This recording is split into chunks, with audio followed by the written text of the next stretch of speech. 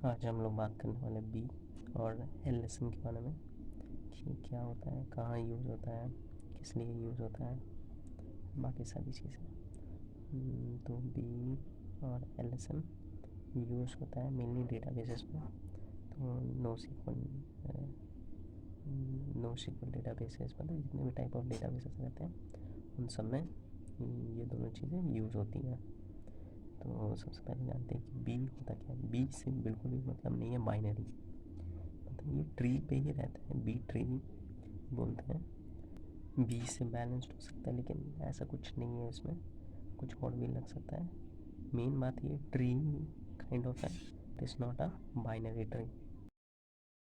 तो पहले रहता है बी। तो बी यूज़ होता है मोस्टली रिलेशनल डेटाबेसेस में।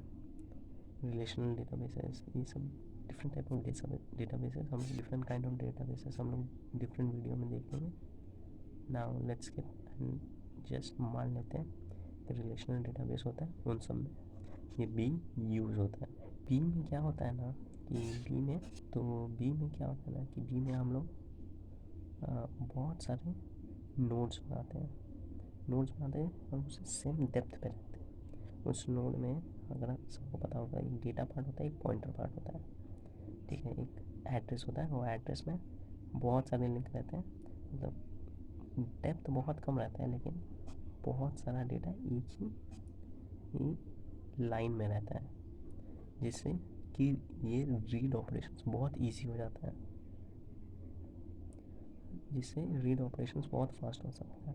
तो बी को हम लोग मोस्टली रीड के लिए इस्तेमाल करते हैं क्योंकि इसमें रीडिंग बहुत फास्ट है, इसमें राइटिंग स्लो है, रीडिंग बहुत फास्ट है। यहाँ आ जाता है एल एस एम।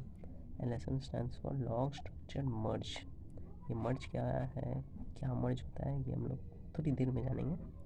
तो बेसिक हम लोग जान लेते हैं कि एल एस एम क्या करता है। जो पिछला पिछला वाला प्रॉब्लम था जिसमें राइट करना बहुत हार्ड था, उसको ये ऑलमोस्ट सॉल्व करता है।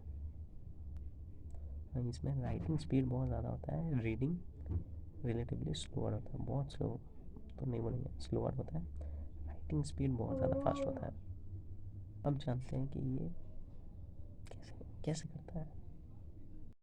एल एस एम में क्या होता है ना कि जितने भी राइटिंग वाले काम है सबसे पहले एक मेमोरी में स्टोर होते हैं।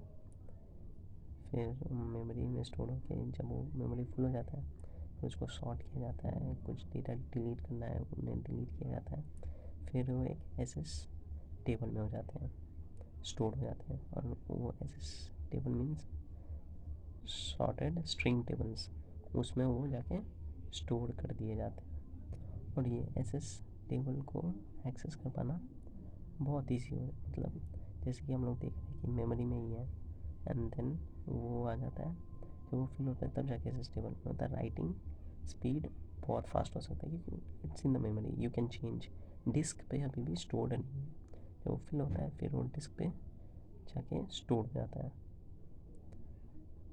तब जाके वो डिस्क पे स्टोर हो जाता है। So writing becomes more convenient, तो ये writing becomes very convenient. But इसमें ये क्या होता है कि रीडिंग यहाँ पे कॉम्प्लेक्स हो जाता है, क्योंकि रीड करने के लिए सबसे पहले क्या करना पड़ता है, मेमोरी में चेक करना पड़ता है मेमोरी में है या नहीं, मतलब जो है उसमें चेक करना पड़ता है। फिर एस टेबल्स में चेक करना पड़ता है, सबसे रिसेंट वाला चेक करता है, फिर जितने भी पुराने वाले हैं सब में चेक करता है। तो ये सब में लग जाता है टाइम। तो इसको भी सॉल्व करने के लिए ये लोग क्या करता है ना कि जितने भी एस टेबल्स हैं उन सबको एक नए एस टेबल्स में करता है, सारे डेटाज को मॉडिफाई करके एक नए एस टेबल में करता है, चाहे कि थोड़ा सा ज़्यादा फास्ट हो जाए। तो ऐसे करके मतलब डेटाबेसेस में रीड और राइट होता है। ये बहुत फेमस है, बहुत यूज़फुल है, और ये मतलब एब्स्ट्रैक्शन की पार्ट है। मतलब जैसे गाड़ी चलाने पे हम लोग गियर नहीं देखते हैं, वैसे ही कुछ knowing it is like interesting किसी को लग सकता है, नहीं लग सकता, बट दिस इज़ गुड। तो जान के रखने में कुछ ज़्यादा नहीं, बस